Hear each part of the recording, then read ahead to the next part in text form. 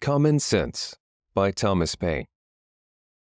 Common Sense, addressed to the inhabitants of America on the following interesting subjects: of the origin and design of government in general, with concise remarks on the English Constitution; of monarchy and hereditary succession; thoughts on the present state of American affairs; of the present ability of America, with some miscellaneous reflections.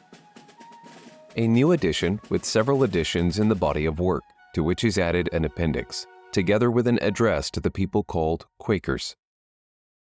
Man knows no master save creating heaven, or those whom choice and common good ordain. Thompson, Philadelphia. Printed and sold by W&T Bradford, February 14, 1776. Introduction. Perhaps the sentiments contained in the following pages are not yet sufficiently fashionable to procure them general favor. A long habit of not thinking a thing wrong gives it a superficial appearance of being right, and raises at first a formidable outcry in defense of custom. But the tumult soon subsides. Time makes more converts than reason. As a long and violent abuse of power is generally the means of calling the right of it in question, and in matters too which might never have been thought of, had not the sufferers been aggravated into the inquiry. And as the King of England has undertaken in his own right to support the Parliament in what he calls theirs, and as the good people of this country are grievously oppressed by the combination, they have an undoubted privilege to inquire into the pretensions of both, and equally to reject the usurpation of either. In the following sheets, the author has studiously avoided everything which is personal among ourselves.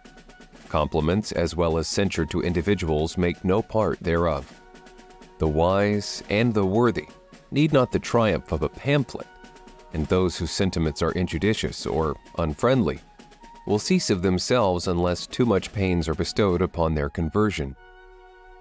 The cause of America is in a great measure the cause of all mankind. Many circumstances have and will arise, which are not local, but universal, and through which the principles of all lovers of mankind are affected, and in the event of which their affections are interested. The laying a country desolate with fire and sword, declaring war against the natural rights of all mankind, and extirpating the defenders thereof from the face of the earth, is the concern of every man to whom nature has given the power of feeling, of which class, regardless of party censure, is the author. P.S. The publication of this new edition has been delayed with a view of taking notice, had it been necessary, of any attempt to refute the doctrine of independence. As no answer has yet appeared, it is now presumed that none will, the time needful for getting such a performance ready for the public being considerably past. Who the author of this production is wholly unnecessary to the public, as the object for attention is the doctrine itself, not the man. Yet it may not be unnecessary to say that he is unconnected with any party and under no sort of influence, public or private, but the influence of reason and principle. Philadelphia, February 14th, 1776. Chapter 1. Of the origin and design of government in general, with concise remarks on the English Constitution. Some writers have so confounded society with government as to leave little or no distinction between them, whereas they are not only different, but have different origins. Society is produced by our wants, and government by our wickedness. The former promotes our happiness positively by uniting our affections, the latter negatively by restraining our vices. The one encourages intercourse, the other creates distinctions. The first a patron, the last a punisher. Society in every state is a blessing, but government, even in its best state, is but a necessary evil. In its worst state, an intolerable one. For when we suffer or are exposed to the same miseries by a government which we might expect in a country without government, our calamity is heightened by reflecting that we furnish the means by which we suffer. Government, like dress, is the badge of lost innocence. palaces of kings are built on the ruins of the bowers of paradise. For were the impulses of conscience clear, uniform, and irresistibly obeyed, man would need no other lawgiver. But that not being the case, he finds it necessary to surrender up a part of his property to furnish means for the protection of the rest. And this he is induced to do by the same prudence which in every other case advises him out of two evils to choose the least. Therefore, security being the true design and end of government, it unanswerably follows that whatever form thereof appears most likely to ensure it to us, with the least expense and greatest benefit, is preferable to all others. In order to gain a clear and just idea of the design and end of government, let us suppose a small number of persons settled in some sequestered part of the earth, unconnected with the rest. They will then represent the first peopling of any country or of the world. In this state of natural liberty, society will be their first thought. 1,000 motives will excite them to it. The strength of one man is so unequal to his wants and his mind so unfitted for perpetual solitude that he is soon obliged to seek assistance and relief of another, who in his turn requires the same. 4 or 5 united would be able to raise a tolerable dwelling in the midst of a wilderness. But one man might labor out of the common period of life without accomplishing anything. When he had felled his timber, he could not remove it, nor erect it after it was removed. Hunger in the meantime would urge him from his work, and every different want call him a different way. Disease, even misfortune, would be death, for though neither might be mortal, yet either would disable him from living, and reduce him to a state in which he might rather be said to perish than to die. Thus, necessity, like a gravitating power, would soon form our newly arrived emigrants into society, the reciprocal blessings of which would supersede and render the obligations of law and government unnecessary while they remained perfectly just to each other. But as nothing but heaven is impregnable to vice, it will unavoidably happen that in proportion as they surmount the first difficulties of emigration, which bound them together in a common cause, they will begin to relax in their duty and attachment to each other. And this remissness will point out the necessity of establishing some form of government to supply the defect of moral virtue. Some convenient tree will afford them a statehouse, under the branches of which the whole colony may assemble to deliberate on public matters. It is more than probable that their first laws will have the title only of regulations, and be enforced by no other penalty than public disesteem. In this first parliament, every man, by natural right, will have a seat. But as the colony increases, the public concerns will increase likewise, and the distance at which the members may be separated will render it too inconvenient for all of them to meet on every occasion as at first, when their number was small, their habitations near, and the public concerns few and trifling. This will point out the convenience of their consenting to leave the legislative part to be managed by a select number chosen from the whole body, who are supposed to have the same concerns at stake which those who appointed them, and who will act in the same manner as the whole body would act were they present. If the colony continues increasing, it will become necessary to augment the number of the representatives, and that the interest of every part of the colony may be attended to, it will be found best to divide the whole into convenient parts, each part sending its proper number, and that the elected might never form to themselves an interest separate from the electors. Prudence will point out the propriety of having elections often, because as the elected might by that means return and mix again with the general body of the electors in a few months, their fidelity to the public will be secured by the prudent reflection of not making a rod for themselves. And as this frequent interchange will establish a common interest with every part of the community, they will mutually and naturally support each other. And on this, not on the unmeaning name of king, depends the strength of government and the happiness of the governed. Here then is the origin and rise of government, namely, a mode rendered necessary by the inability of moral virtue to govern the world. Here too is the design and end of government, for example, freedom and security. And however our eyes may be dazzled with show or our ears deceived by sound, However prejudice may warp our wills or interest darken our understanding, the simple voice of nature and of reason will say it is right. I draw my idea of the form of government from a principle in nature, which no art can overturn, namely, that the more simple anything is, the less liable it is to be disordered, and the easier repaired when disordered. And with this maximum in view, I offer a few remarks on the so much boasted Constitution of England. That it was noble for the dark and slavish times in which it was erected is granted, when the world was overrun with tyranny. The least remove therefrom was a glorious rescue. But that it is imperfect, subject to convulsions, and incapable of producing what it seems to promise, is easily demonstrated. Absolute governments, though the disgrace of human nature, have this advantage with them, that they are simple. If the people suffer, they know the head from which their suffering springs, know likewise the remedy, and are not bewildered by a variety of causes and cures. But the Constitution of England is so exceedingly complex that the nation may suffer for years together without being able to discover in which part the fault lies. Some will say in one and some in another, and every political physician will advise a different medicine. I know it is difficult to get over local or long-standing prejudices, yet if we will suffer ourselves to examine the component parts of the English Constitution, we will find them to be the base remains of two ancient tyrannies, compounded with some new republican materials. First, the remains of monarchical tyranny in the person of the king. Secondly, the remains of aristocratic tyranny in the persons of the peers. Thirdly, the new republican materials in the persons of the commons, on whose virtue depends the freedom of England. The two first, by being hereditary, are independent of the people. Therefore, in a constitutional sense, they contribute nothing towards the freedom of the state.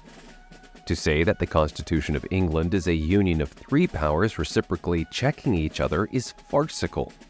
Either the words have no meaning, or they are flat contradictions. To say that the Commons is a check upon the king presupposes two things. First, that the king is not to be trusted without being looked after, or, in other words, that a thirst for absolute power is the natural disease of monarchy. Secondly, that the Commons, by being appointed for that purpose, are either wiser or more worthy of confidence than the crown. But as the same Constitution which gives the Commons a power to check the king by withholding the supplies, gives afterwards the king a power to check the Commons by empowering him to reject their other bills. It again supposes that the king is wiser than those whom it is already supposed to be wiser than him. A mere absurdity. There is something exceedingly ridiculous in the composition of monarchy. It first excludes a man from the means of information, yet empowers him to act in cases where the highest judgment is required. The state of a king shuts him from the world, yet the business of a king requires him to know it thoroughly. Therefore, the different parts, by unnaturally opposing and destroying each other, prove the whole character to be absurd and useless. Some writers have explained the English Constitution this way. The king, they say, is one, the people another. The peers are a house in behalf of the king, commons in behalf of the people. But this has all the distinctions of being a house divided against itself, and though the expressions be pleasantly arranged, yet when examined, they appear idle and ambiguous. And it will always happen that the nicest construction that words are capable of, when applied to the description of something which either cannot exist or is too incomprehensible to be within the compass of description, will be words of sound only. And though they may amuse the ear, they cannot inform the mind, for this explanation includes a previous question such as, how came the king by a power which the people are afraid to trust and always obliged to check? Such a power cannot be the gift of a wise people, neither can any power which needs checking be from God. Yet the provision which the Constitution makes supposes such a power to exist. But the provision is unequal to the task. The means either cannot or will not accomplish the end, and the whole affair is a felo de se, for as the greater weight will always carry up the less, and as all the wheels of a machine are put in motion by one, It only remains to know which power in the Constitution has the most weight, for that will govern. And though the others, or a part of them, may clog or, as the phrase is, check the rapidity of its motion, yet so long as they cannot stop it, their endeavors will be ineffectual. The first moving power will at last have its way, and what it wants in speed is supplied by time. That the crown is this overbearing part in the English Constitution needs not be mentioned, and that it derives its whole consequence merely from being the giver of places and pensions is self-evident. Therefore, though we have been wise enough to shut and lock a door against absolute monarchy, we at the same time have been foolish enough to put the crown in possession of the key. The prejudice of Englishmen in favor of their own government by king, lords, and commons arises as much or more from national pride than reason. Individuals are undoubtedly safer in England than in some other countries, but the will of the king is as much the law of the land in Britain as in France, with this difference, that instead of proceeding directly from his mouth, it is handed to the people under the more formidable shape of an Act of Parliament. For the fate of Charles I has only made kings more subtle, not more just. Therefore, laying aside all national pride and prejudice in favor of modes and forms, the plain truth is that it is wholly owing to the constitution of the people, and not to the constitution of the government, that the crown is not as oppressive in England as in Turkey. An inquiry into the constitutional errors in the English form of government is at this time highly necessary, for as we are never in a proper condition of doing justice to others, while we continue under the influence of some leading partiality, so neither are we capable of doing it to ourselves while we remain fettered by any obstinate prejudice. And as a man who is attached to a prostitute is unfitted to choose or judge of a wife, so any prepossession in favor of a rotten constitution of government will disable us from discerning a good one. Chapter 2. Of Monarchy and Hereditary Succession. Mankind being originally equals in the order of creation, the equality could only be destroyed by some subsequent circumstance. The distinctions of rich and poor may in a great measure be accounted for, and that without having recourse to the harsh ill-sounding names of oppression and avarice. Oppression is often the consequence, but seldom or never the means of riches, and though avarice will preserve a man from being necessitously poor, it generally makes him too timorous to be wealthy. But there is another and greater distinction for which no truly natural or religious reason can be assigned, and that is the distinction of men into kings and subjects. Male and female are the distinctions of nature, good and bad the distinctions of heaven.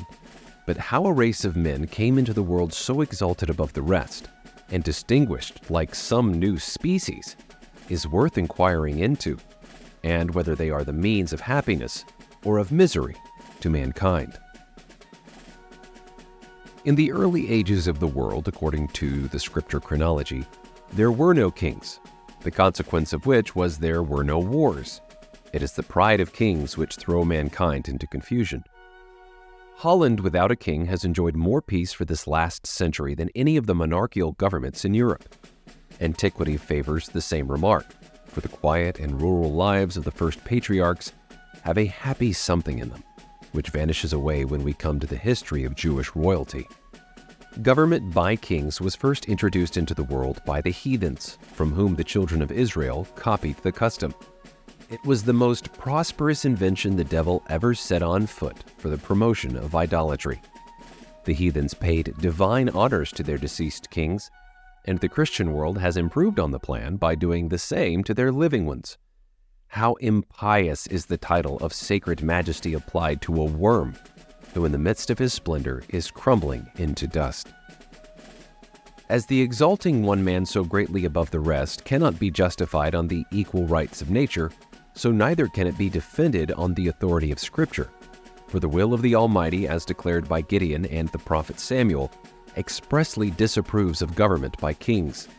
All anti-monarchical parts of Scripture have been very smoothly glossed over in monarchical governments, but they undoubtedly merit the attention of countries which have their governments yet to form. Render unto Caesar the things which are Caesar's is the scripture doctrine of courts, yet it is no support of monarchical government, for the Jews at that time were without a king and in a state of vassalage to the Romans.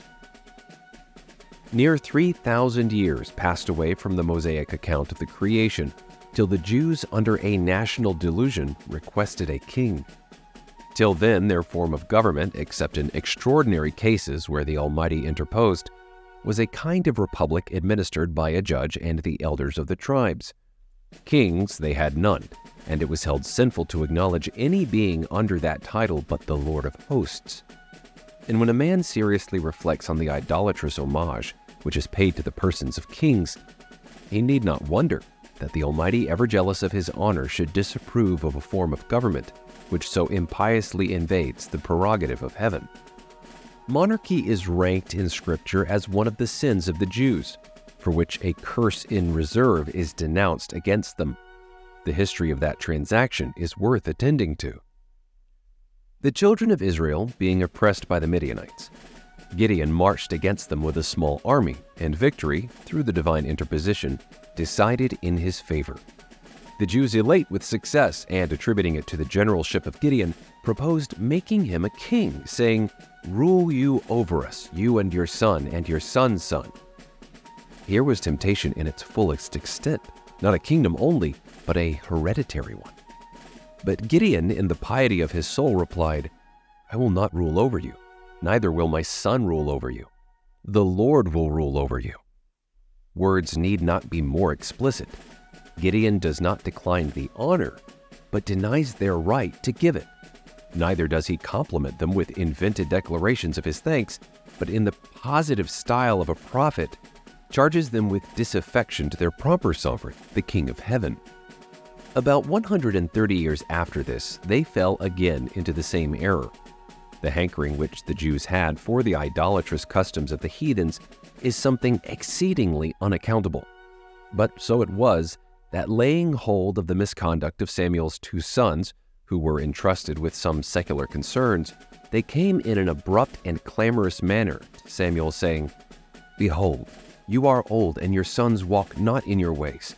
Now make us a king to judge us like all other nations." And here we cannot but observe that their motives were bad, namely, that they might be like unto other nations, i.e., the heathens, whereas their true glory laid in being as much unlike them as possible.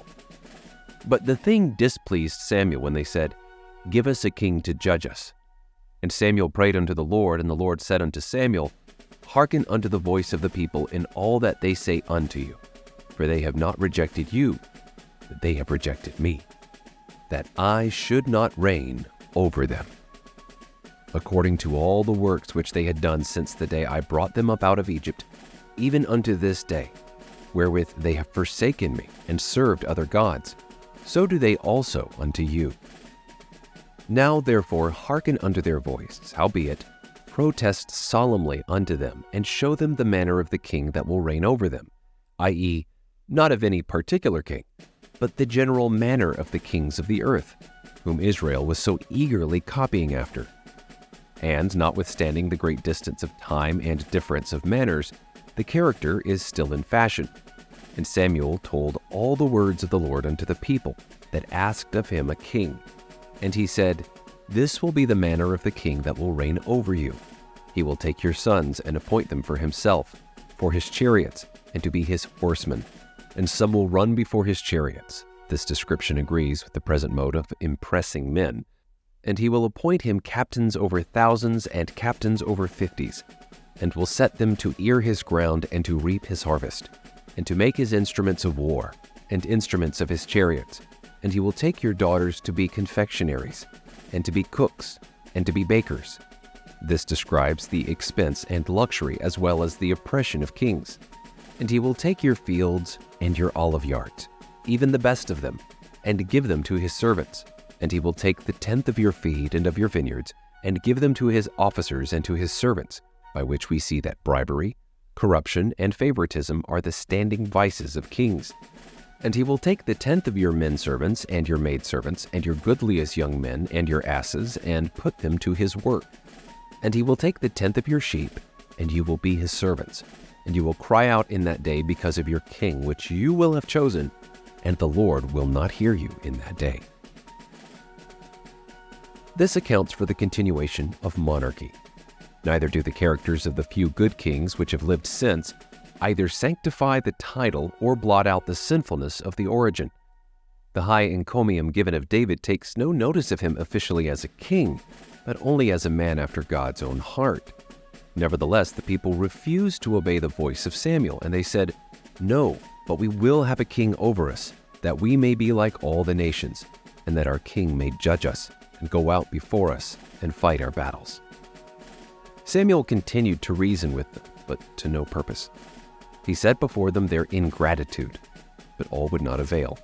And seeing them fully bent on their folly, he cried out, "I will call unto the Lord, and he will send thunder and rain," which then was a punishment, being in the time of wheat harvest, "that you may perceive and see that your wickedness is great, which you have done in the sight of the Lord, in asking you a king." So Samuel called unto the Lord, and the Lord sent thunder and rain that day, and all the people greatly feared the Lord and Samuel. And all the people said unto Samuel, "Pray for your servants unto the Lord your God, that we die not. For we have added unto our sins this evil to ask a king." These portions of Scripture are direct and positive. They admit of no equivocal construction. That the Almighty has here entered his protest against monarchical government is true, or the Scripture is false. And a man has good reason to believe that there is as much of kingcraft as priestcraft in withholding the Scripture from the public in popish countries, for monarchy in every instance is the popery of government. To the evil of monarchy we have added that of hereditary succession, and as the first is a degradation and lessening of ourselves, so the second, claimed as a matter of right, is an insult and an imposition on posterity. For all men being originally equals, no one by birth could have a right to set up his own family in perpetual preference to all others forever. And though himself might deserve some decent degree of honors of his contemporaries, yet his descendants might be far too unworthy to inherit them. One of the strongest natural proofs of the folly of hereditary right in kings is that nature disapproves it. Otherwise, she would not so frequently turn it into ridicule by giving mankind an ass for a lion. Secondly, as no man at first could possess any other public honors than were bestowed upon him, so the givers of those honors could have no power to give away the right of posterity. And though they might say, "We choose you for our head," they could not, without manifest injustice to their children, say that your children and your children's children will reign over ours forever. Because such an unwise, unjust, unnatural compact might, perhaps, in the next succession, put them under the government of a rogue or a fool. Most wise men in their private sentiments have ever treated hereditary right with contempt. Yet it is one of those evils which, when once established, is not easily removed.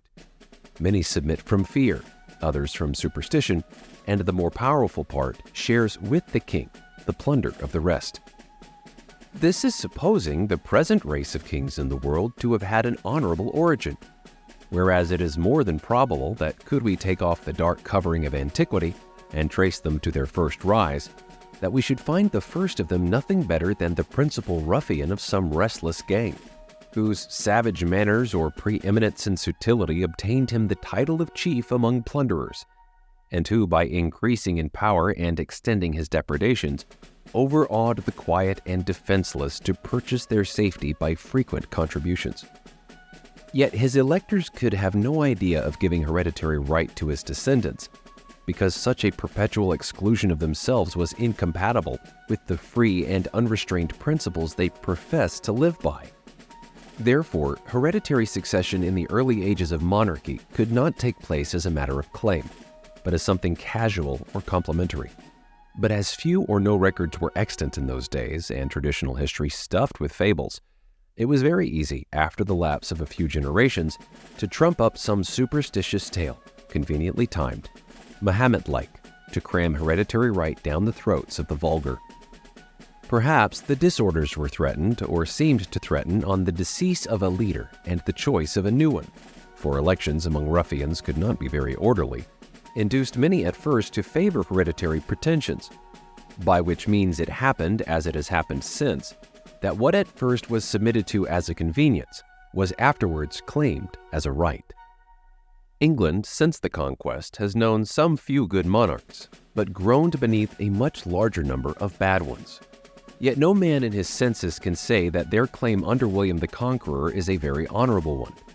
A French bastard landing with an armed banditti and establishing himself King of England against the consent of the natives is in plain terms a very paltry, rascally original. It certainly has no divinity in it.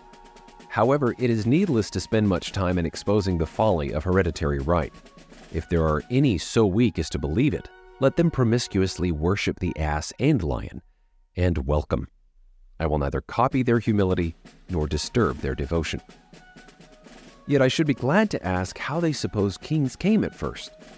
The question admits but of three answers, namely, either by lot, by election, or by usurpation.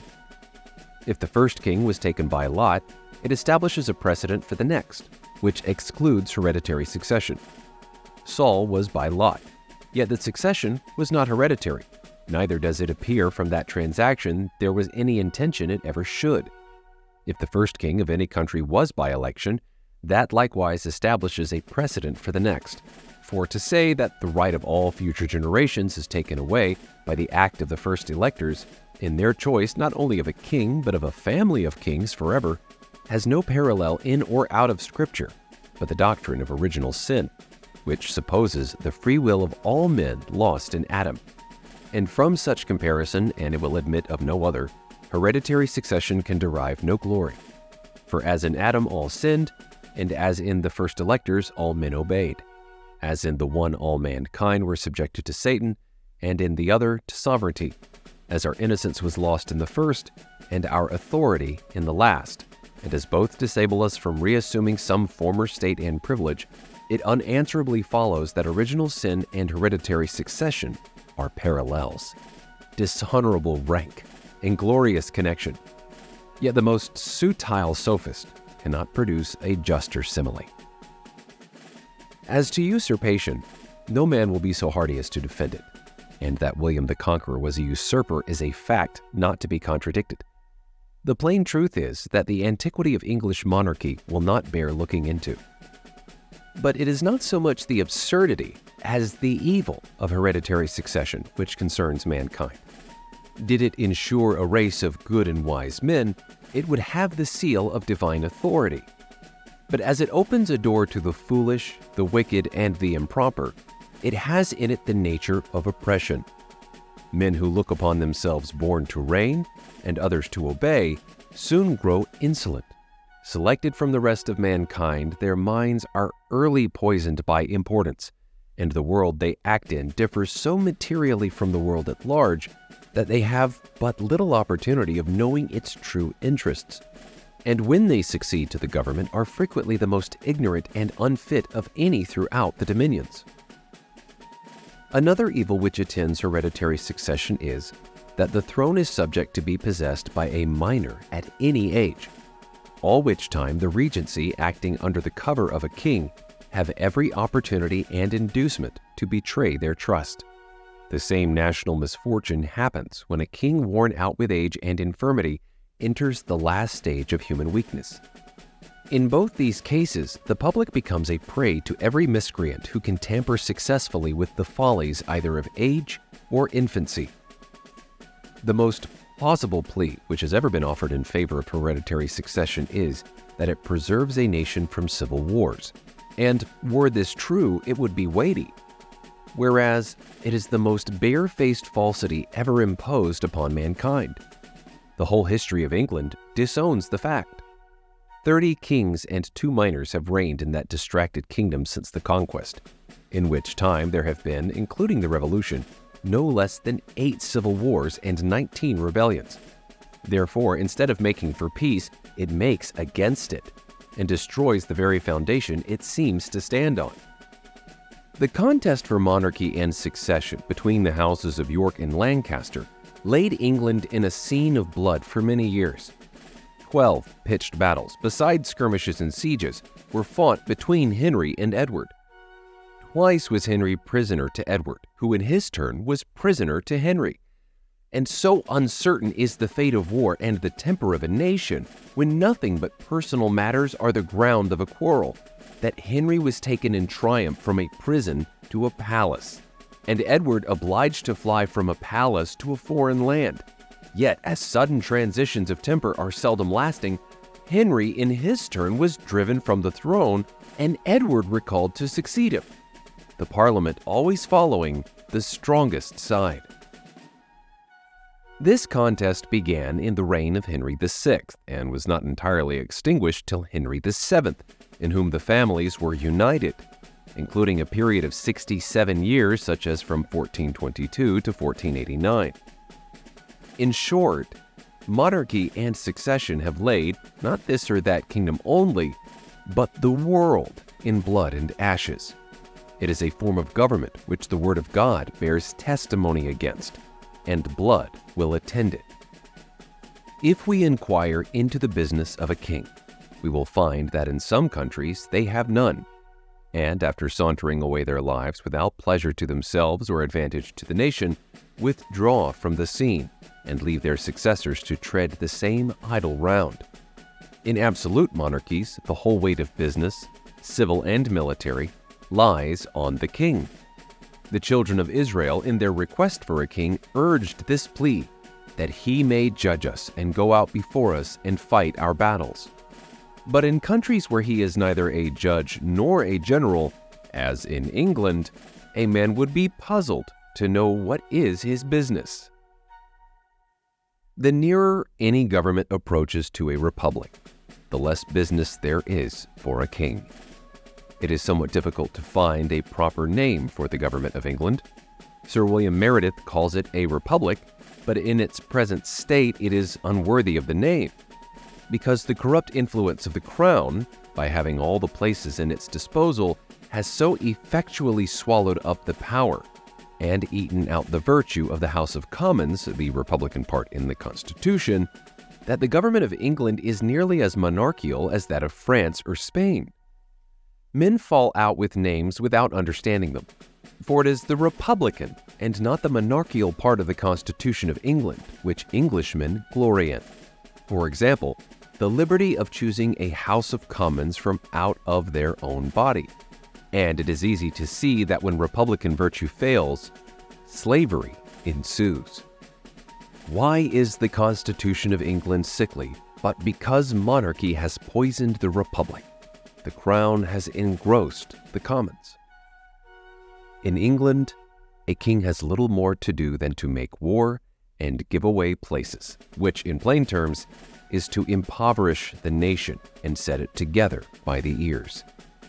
A pretty business indeed for a man to be allowed 800,000 sterling a year for, and worshipped into the bargain. Of more worth is one honest man to society, and in the sight of God, than all the crowned ruffians that ever lived. Chapter 3. Thoughts on the present state of American affairs. In the following pages, I offer nothing more than simple facts, plain arguments, and common sense, and have no other preliminaries to settle with the reader than that he will divest himself of prejudice and prepossession, and suffer his reason and his feelings to determine for themselves, that he will put on, or rather that he will not put off, the true character of a man, and generously enlarge his views beyond the present day. Volumes have been written on the subject of the struggle between England and America. Men of all ranks have embarked in the controversy, from different motives and with various designs, but all have been ineffectual, and the period of debate is closed. Arms, as the last resource, decide the contest. The appeal was the choice of the king, and the continent has accepted the challenge. It has been reported of the late Mr. Pelham, who, though an able minister, was not without his faults, that on his being attacked in the House of Commons on the score that his measures were only of a temporary kind, replied, "They will last my time," Should a thought so fatal and unmanly possess the colonies in the present contest, the name of ancestors will be remembered by future generations with detestation. The sun never shined on a cause of greater worth. It is not the affair of a city, a country, a province, or a kingdom, but of a continent, of at least 1/8 part of the habitable globe. It is not the concern of a day, a year, or an age. Posterity are virtually involved in the contest, and will be more or less affected, even to the end of time, by the proceedings now. Now is the seed time of continental union, faith, and honor. The least fracture now will be like a name engraved with the point of a pen on the tender rind of a young oak. The wound will enlarge with the tree, and posterity read it in full-grown characters. By referring the matter from argument to arms, a new era for politics is struck. A new method of thinking has arisen.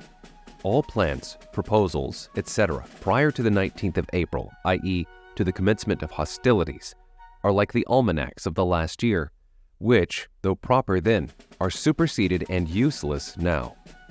Whatever was advanced by the advocates on either side of the question then, terminated in one and the same point, namely, a union with Great Britain. The only difference between the parties was the method of effecting it, the one proposing force, the other friendship. But it has so far happened that the first has failed and the second has withdrawn her influence.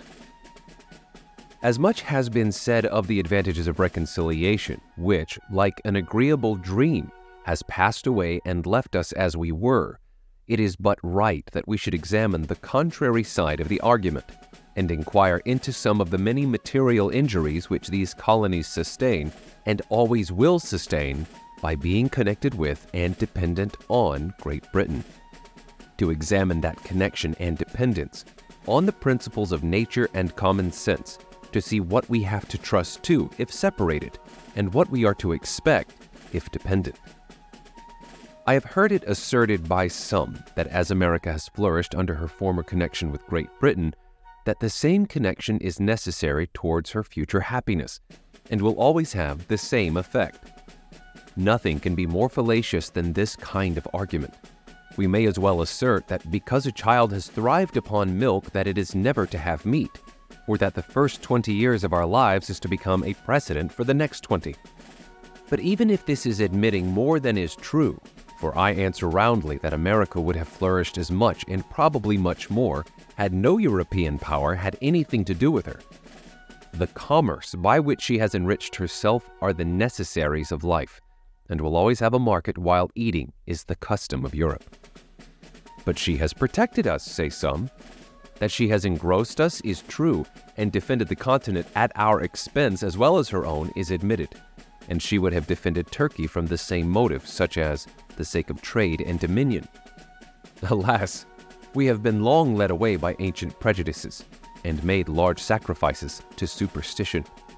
We have boasted the protection of Great Britain without considering that her motive was interest, not attachment, that she did not protect us from our enemies on our account, but from her enemies on her own account, from those who had no quarrel with us on any other account, and who will always be our enemies on the same account. Let Britain waive her pretensions to the continent, or the continent throw off the dependence, and we should be at peace with France and Spain were they at war with Britain. The miseries of Hanover last war ought to warn us against connections. It has lately been asserted in Parliament that the colonies have no relation to each other but through the parent country, i.e., that Pennsylvania and the Jerseys, and so on for the rest, are sister colonies by the way of England. This is certainly a very roundabout way of proving relationship, but it is the nearest and only true way of proving enemyship, if I may so call it. France and Spain never were, nor perhaps ever will be, our enemies as Americans, but as our being the subjects of Great Britain. But Britain is the parent country, say some. Then the more shame upon her conduct. Even brutes do not devour their young, nor savages make war upon their families. Therefore the assertion, if true, turns to her reproach. But it happens not to be true, or only partly so, and the phrase parent or mother country has been Jesuitically adopted by the king and his parasites, with a low papistical design of gaining an unfair bias on the credulous weakness of our minds. Europe, and not England, is the parent country of America. This new world has been the asylum for the persecuted lovers of civil and religious liberty from every part of Europe. Here they have fled, not from the tender embraces of the mother, but from the cruelty of the monster. And it is so far true of England that the same tyranny which drove the first emigrants from home pursues their descendants still. In this extensive quarter of the globe, we forget the narrow limits of 360 miles, the extent of England, and carry our friendship on a larger scale. We claim brotherhood with every European Christian and triumph in the generosity of the sentiment. It is pleasant to observe by what regular gradations we surmount the force of local prejudice, as we enlarge our acquaintance with the world. A man born in any town in England divided into parishes will naturally associate most with his fellow parishioners, because their interests in many cases will be common, and distinguish him by the name of neighbor. If he meet him but a few miles from home, he drops the narrow idea of a street and salutes him by the name of townsman. If he travels out of the country and meet him in any other, he forgets the minor divisions of street and town and calls him countryman, i.e. countyman. But if in their foreign excursions they should associate in France or any other part of Europe, their local remembrance would be enlarged into that of Englishman. And, by a just parity of reasoning, all Europeans meeting in America or any other quarter of the globe are countrymen. For England, Holland, Germany, or Sweden, when compared with the whole, stand in the same places on the larger scale, which the divisions of street, town, and county do on the smaller ones. Distinctions too limited for continental minds. Not 1/3 of the inhabitants, even of this province, are of English descent. Therefore, I reprobate the phrase of parent or mother country applied to England only as being false, selfish, narrow, and ungenerous. But admitting that we were all of English descent, what does it amount to? Nothing. Britain, being now an open enemy, extinguishes every other name and title, and to say that reconciliation is our duty is truly farcical. The first king of England of the present line, William the Conqueror, was a Frenchman, and half the peers of England are descendants from the same country. Therefore, by the same method of reasoning, England ought to be governed by France. Much has been said of the united strength of Britain and the colonies, that in conjunction they might bid defiance to the world. But this is mere presumption.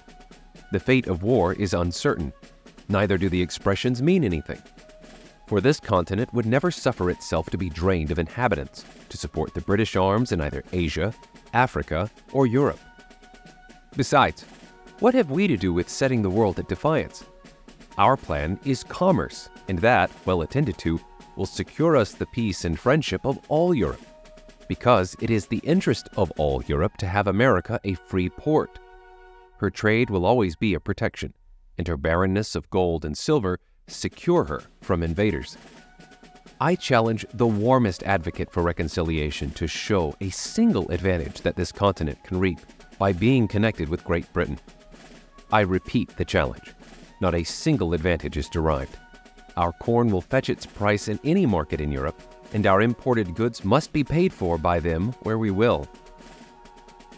But the injuries and disadvantages we sustain by that connection are without number, and our duty to mankind at large, as well as to ourselves, instruct us to renounce the alliance, because any submission to or dependence on Great Britain tends directly to involve this continent in European wars and quarrels, and sets us at variance with nations who would otherwise seek our friendship, and against whom we have neither anger nor complaint.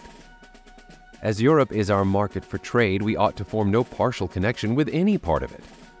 It is the true interest of America to steer clear of European contentions, which she can never do, while by her dependence on Britain she is made the make-weight in the scale of British politics. Europe is too thickly planted with kingdoms to be long at peace, and whenever a war breaks out between England and any foreign power, the trade of America goes to ruin because of her connection with Britain. The next war may not turn out like the last, and should it not, the advocates for reconciliation now will be wishing for separation then, because neutrality in that case would be a far safer convoy than a man of war. Everything that is right or natural pleads for separation. The blood of the slain, the weeping voice of nature cries, "It is time to part." Even the distance at which the Almighty has placed England and America is a strong and natural proof that the authority of the one over the other was never the design of heaven. The time, likewise, at which the continent was discovered adds weight to the argument, and the manner in which it was peopled increases the force of it.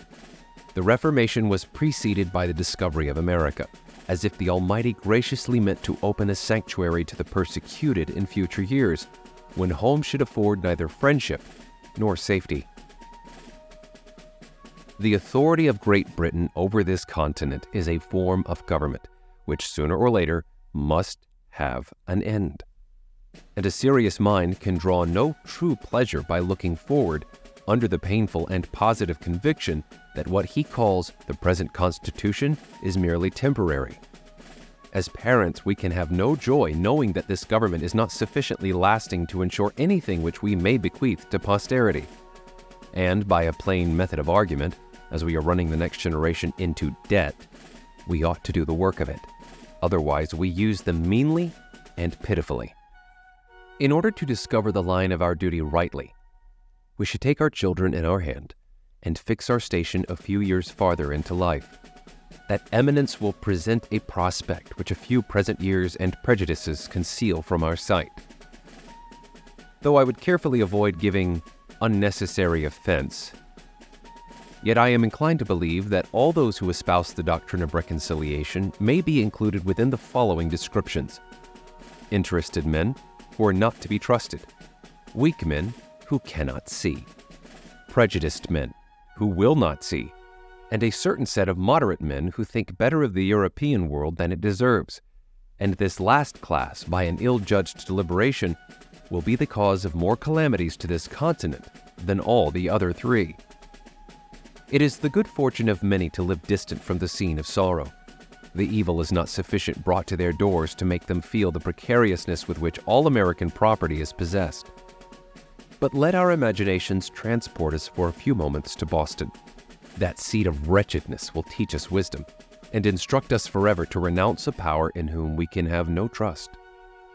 The inhabitants of that unfortunate city, who but a few months ago were in ease and affluence, have now no other alternative than to stay and starve, or turn out to beg.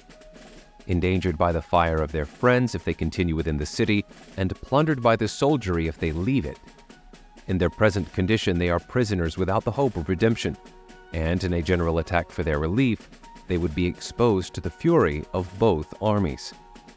Men of passive tempers look somewhat lightly over the offenses of Britain, and, still hoping for the best, are apt to call out, "Come, come, we will be friends again for all this." But examine the passions and feelings of mankind. Bring the doctrine of reconciliation to the touchstone of nature, and then tell me whether you can hereafter love, honor, and faithfully serve the power that has carried fire and sword into your land. If you cannot do all these, then you are only deceiving yourselves, and by your delay bringing ruin upon posterity. Your future connection with Britain, whom you can neither love nor honor, will be forced and unnatural, and being formed only on the plan of present convenience, will in a little time fall into a relapse more wretched than the first. But if you say you can still pass the violations over, then I ask, has your house been burnt? Has your property been destroyed before your face? Are your wife and children destitute of a bed to lie on, or bread to live on? Have you lost a parent or a child by their hands, and yourself the ruined and wretched survivor? If you have not, then you are not the judge of those who have. But if you have, and still can shake hands with the murderers, then you are unworthy of the name of husband, father, friend, or lover, and whatever may be your rank or title in life, you have the heart of a coward and the spirit of a sycophant. This is not inflaming or exaggerating matters, but trying them by those feelings and affections which nature justifies, and without which we should be incapable of discharging the social duties of life or enjoying the felicities of it. I mean not to exhibit horror for the purpose of provoking revenge, but to awaken us from fatal and unmanly slumbers, that we may pursue determinately some fixed object. It is not in the power of Britain or of Europe to conquer America if she does not conquer herself by delay and timidity.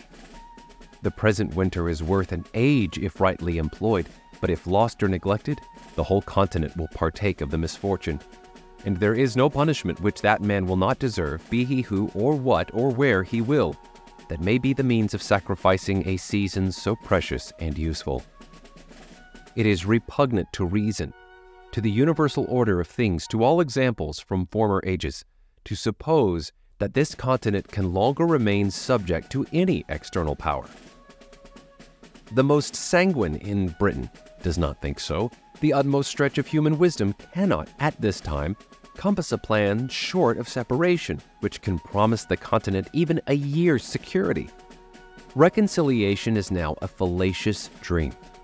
Nature has deserted the connection, and art cannot supply her place. For, as Milton wisely expresses, never can true reconcilement grow where wounds of deadly hate have pierced so deep. Every quiet method for peace has been ineffectual.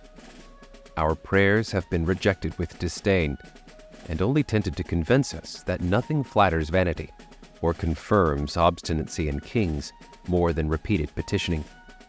And nothing has contributed more than that very measure to make the kings of Europe absolute. Witness Denmark and Sweden. Therefore, since nothing but blows will do, for God's sake, let us come to a final separation, and not leave the next generation to be cutting throats under the violated unmeaning names of parent and child. To say that they will never attempt it again is idle and visionary. We thought so at the repeal of the Stamp Act. Yet a year or two undeceived us. As well may we suppose that nations which have been once defeated will never renew the quarrel. As to government matters, it is not in the power of Britain to do this continent justice. The business of it will soon be too weighty and intricate to be managed with any tolerable degree of convenience by a power so distant from us and so very ignorant of us. For if they cannot conquer us, they cannot govern us. To be always running 3,000 or 4,000 miles with a tale or a petition, waiting 4 or 5 months for an answer, which when obtained requires 5 or 6 more to explain it in, will in a few years be looked upon as folly and childishness. There was a time when it was proper, and there is a proper time for it to cease. Small islands not capable of protecting themselves are the proper objects for kingdoms to take under their care. But there is something very absurd in supposing a continent to be perpetually governed by an island.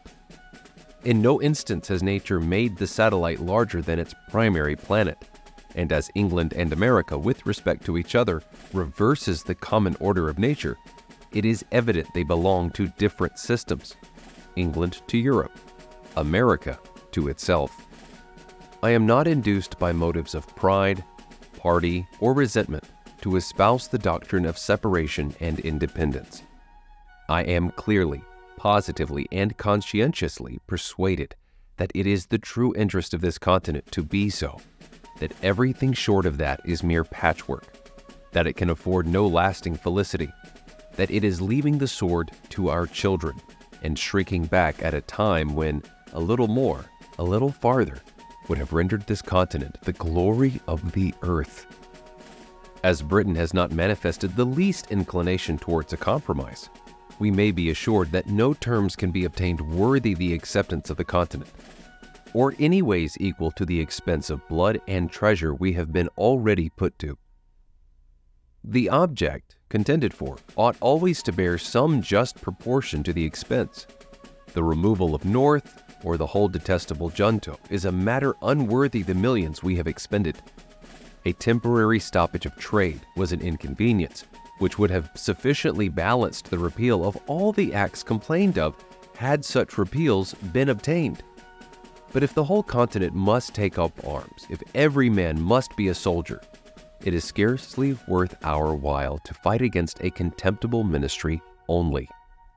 Dearly, dearly do we pay for the repeal of the acts, if that is all we fight for?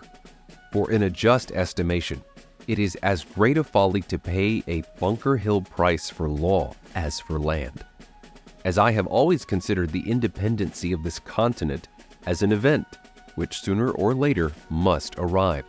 So from the late rapid progress of the continent to maturity, the event could not be far off. Therefore, on the breaking out of hostilities, it was not worth the while to have disputed a matter which time would have finally redressed, unless we meant to be in earnest. Otherwise, it is like wasting an estate on a suit at law to regulate the trespasses of a tenant whose lease is just expiring. No man was a warmer wisher for reconciliation than myself before the fatal 19th of April, 1775. But the moment the event of that day was made known, I rejected the hardened, sullen-tempered Pharaoh of England forever, and disdained the wretch that with the pretended title of father of his people can unfeelingly hear of their slaughter and composedly sleep with their blood upon his soul. But admitting that matters were now made up, what would be the event? I answer, the ruin of the continent, and that for several reasons. First, the powers of governing still remaining in the hands of the king, he will have a negative over the whole legislation of this continent. And as he has shown himself such an inveterate enemy to liberty, and discovered such a thirst for arbitrary power, is he, or is he not, a proper man to say to these colonies, "You will make no laws but what I please"? And is there any inhabitant in America so ignorant as not to know that according to what is called the present Constitution, that this continent can make no laws but what the king gives leave to? And is there any man so unwise as not to see that, considering what has happened, he will suffer no law to be made here, but such as suit his purpose? We may be as effectually enslaved by the want of laws in America as by submitting to laws made for us in England.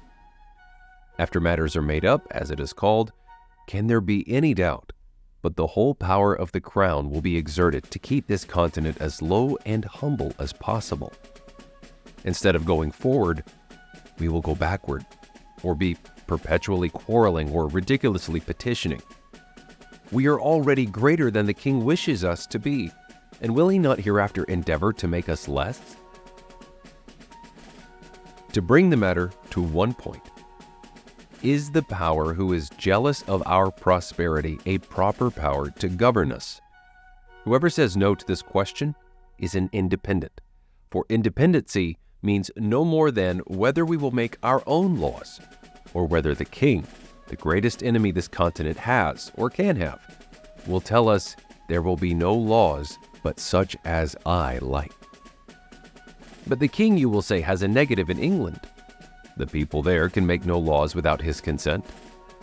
In point of right and good order, there is something very ridiculous that a youth of 21, which has often happened, will say to several millions of people older and wiser than himself, "I forbid this or that act of yours to be law."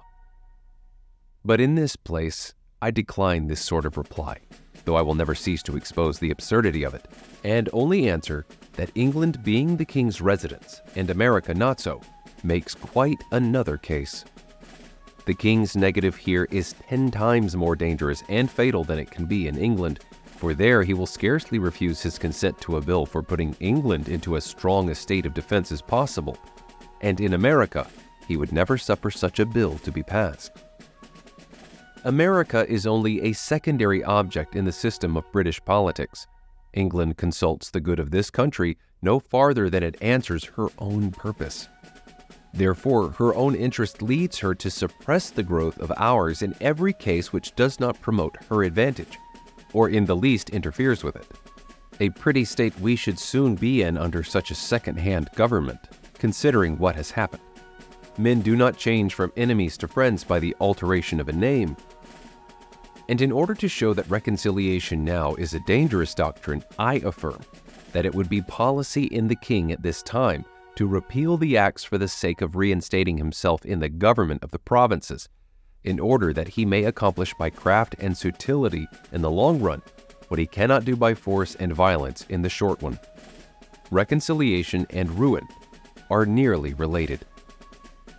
Secondly, that is, even the best terms, which we can expect to obtain, can amount to no more than a temporary expedient or a kind of government by guardianship, which can last no longer than till the colonies come of age.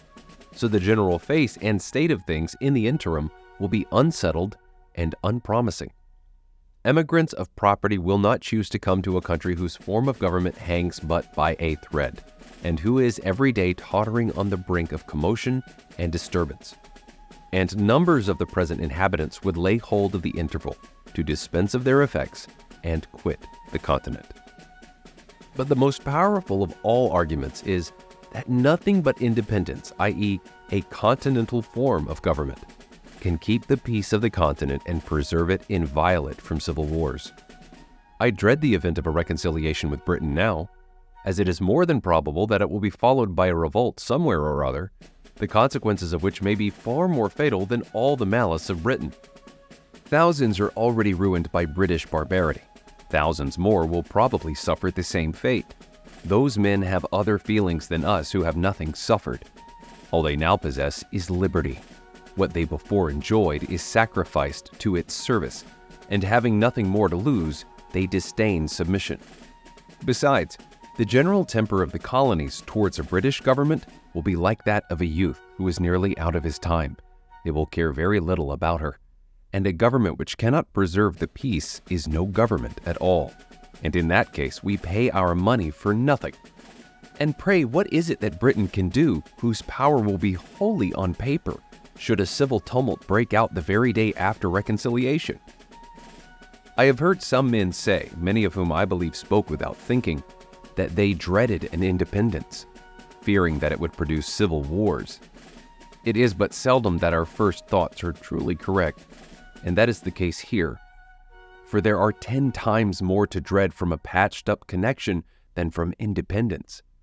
I make the sufferer's case my own, and I protest that were I driven from house and home, my property destroyed, and my circumstances ruined, that as man, sensible of injuries, I could never relish the doctrine of reconciliation or consider myself bound thereby. The colonies have manifested such a spirit of good order and obedience to continental government as is sufficient to make every reasonable person easy and happy on that head. No man can assign the least pretense for his fears on any other grounds than such as are truly childish and ridiculous, namely that one colony will be striving for superiority over another. Where there are no distinctions, there can be no superiority. Perfect equality affords no temptation. The republics of Europe are all, and we may say always, in peace. Holland and Switzerland are without wars, foreign or domestic. Monarchical governments, it is true, are never long at rest. The crown itself is a temptation to enterprising ruffians at home, and that degree of pride and insolence ever attendant on regal authority swells into a rupture with foreign powers, in instances where a republican government, by being formed on more natural principles, would negotiate the mistake. If there is any true cause of fear respecting independence, it is because no plan is yet laid down. Men do not see their way out. Therefore, as an opening into that business, I offer the following hints, at the same time modestly affirming that I have no other opinion of them myself than that they may be the means of giving rise to something better. Could the straggling thoughts of individuals be collected, they would frequently form materials for wise and able men to improve into useful matter. Let the assemblies be annual, with a president only, the representation more equal, their business wholly domestic and subject to the authority of a continental congress. Let each colony be divided into 6, 8, or 10 convenient districts, each district to send a proper number of delegates to Congress, so that each colony send at least 30. The whole number in Congress will be at least 390. Each Congress to sit and to choose a president by the following method. When the delegates are met, let a colony be taken from the whole 13 colonies by lot, after which let the whole Congress choose by ballot a president from out of the delegates of that province.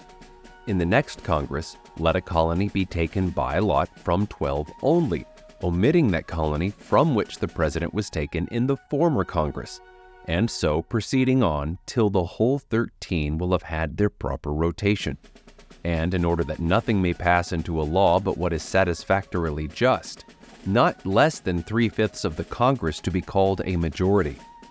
He that will promote discord under a government so equally formed as this would have joined Lucifer in his revolt.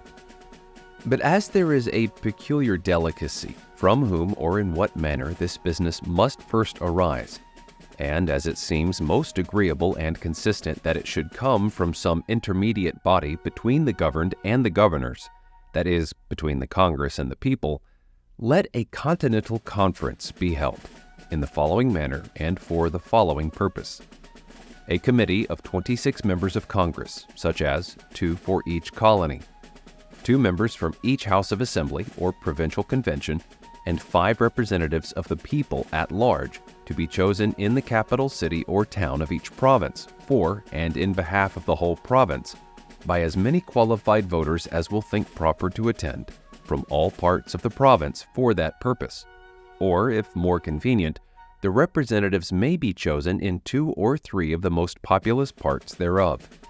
In this conference, thus assembled, will be united the 2 grand principles of business, knowledge, and power.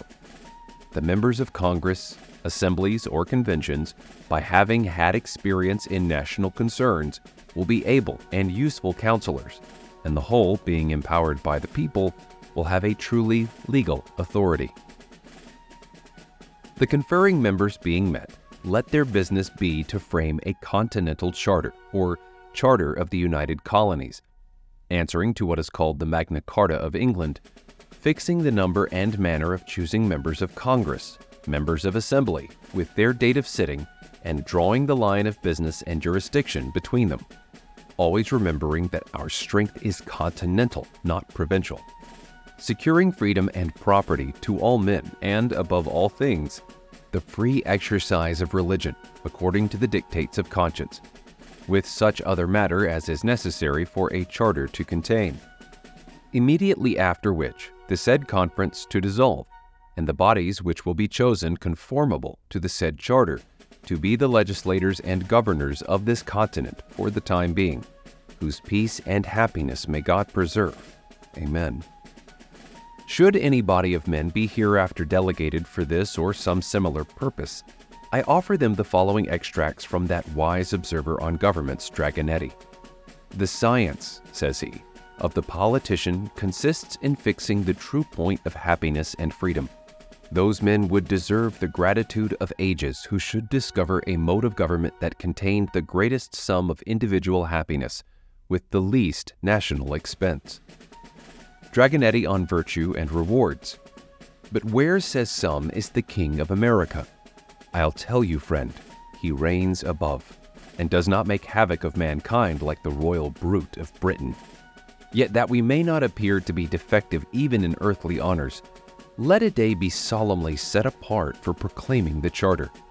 Let it be brought forth placed on the divine law, the word of God. Let a crown be placed thereon, by which the world may know that so far as we approve of monarchy, that in America the law is king. For as in absolute governments the king is law, so in free countries the law ought to be king, and there ought to be no other. But lest any ill use should afterwards arise, let the crown at the conclusion of the ceremony be demolished and scattered among the people whose right it is. A government of our own is our natural right, and when a man seriously reflects on the precariousness of human affairs, he will become convinced that it is infinitely wiser and safer to form a constitution of our own in a cool, deliberate manner, while we have it in our power, than to trust such an interesting event to time and chance. If we omit it now, some Massanello may hereafter arise, who, laying hold of popular disquietudes, may collect together the desperate and the discontented, and by assuming to themselves the powers of government, may sweep away the liberties of the continent like a deluge. Should the government of America return again into the hands of Britain, the tottering situation of things will be a temptation for some desperate adventurer to try his fortune. And in such a case, what relief can Britain give? Ere she could hear the news, the fatal business might be done, and ourselves suffering like the wretched Britons under the oppression of the conqueror. You who oppose independence now, you know not what you do. You are opening a door to eternal tyranny by keeping vacant the seat of government. There are thousands and tens of thousands who would think it glorious to expel from the continent that barbarous and hellish power which has stirred up the Indians and black persons to destroy us. The cruelty has a double guilt. It is dealing brutally by us and treacherously by them. Thomas Anello, otherwise Massanello, a fisherman of Naples who, after spiriting up his countrymen in the public marketplace against the oppressions of the Spaniards, to whom the place was then subject, prompted them to revolt, and in the space of a day became king. To talk of friendship with those in whom our reason forbids us to have faith, and our affections wounded through 1,000 pores instruct us to detest, is madness and folly. Every day wears out the little remains of kindred between us and them, and can there be any reason to hope that as the relationship expires, the affection will increase or that we will agree better when we have 10 times more and greater concerns to quarrel over than ever? You who tell us of harmony and reconciliation, can you restore to us the time that has passed? Can you give to prostitution its former innocence? Neither can you reconcile Britain and America. The last cord now is broken. The people of England are presenting addresses against us. There are injuries which nature cannot forgive. She would cease to be nature if she did. As well can the lover forgive the ravisher of his mistress, as the continent forgive the murders of Britain. The Almighty has implanted in us these unextinguishable feelings for good and wise purposes. They are the guardians of His image in our hearts. They distinguish us from the herd of common animals. The social compact would dissolve, and justice be extirpated the earth, or have only a casual existence were we callous to the touches of affection. The robber and the murderer would often escape unpunished did not the injuries which our tempers sustain provoke us into justice. Oh, you that love mankind, you who dare oppose not only the tyranny, but the tyrant, stand forth. Every spot of the old world is overrun with oppression. Freedom has been hunted round the globe. Asia and Africa have long expelled her. Europe regards her like a stranger, and England has given her warning to depart. Oh, receive the fugitive and prepare in time an asylum for mankind. Chapter 4. Of the Present Ability of America, with some miscellaneous reflections. I have never met a man, either in England or America, who has not confessed his opinion that a separation between the countries would take place one time or other, and there is no instance in which we have shown less judgment than in endeavoring to describe what we call the ripeness or fitness of the continent for independence. As all men allow the measure, and vary only in their opinion of the time, let us, in order to remove mistakes, take a general survey of things and endeavor, if possible, to find out the very time. But we need not go far. The inquiry ceases at once, for the time has found us. The general concurrence, the glorious union of all things, prove the fact.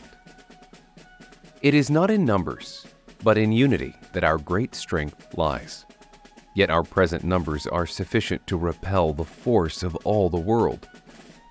The continent has, at this time, the largest body of armed and disciplined men of any power under heaven, and is just arrived at that pitch of strength in which no single colony is able to support itself, and the whole, when united, can accomplish the matter, and either more or less than this might be fatal in its effects. our land force is already sufficient, and as to naval affairs, we cannot be insensible that Britain would never suffer an American man of war to be built while the continent remained in her hands. Therefore, we should be no forwarder 100 years hence in that branch than we are now. But the truth is, we should be less so, because the timber of the country is every day diminishing, and that which will remain at last will be far off and difficult to procure. Were the continent crowded with inhabitants, her sufferings under the present circumstances would be intolerable. The more seaport towns we had, the more should we have both to defend and to lose. Our present numbers are so happily proportioned to our wants that no man need be idle. The diminution of trade affords an army, and the necessities of an army create a new trade. Debts we have none, and whatever we may contract on this account will serve as a glorious memento of our virtue. Can we but leave posterity with a settled form of government, an independent constitution of its own, the purchase at any price will be cheap.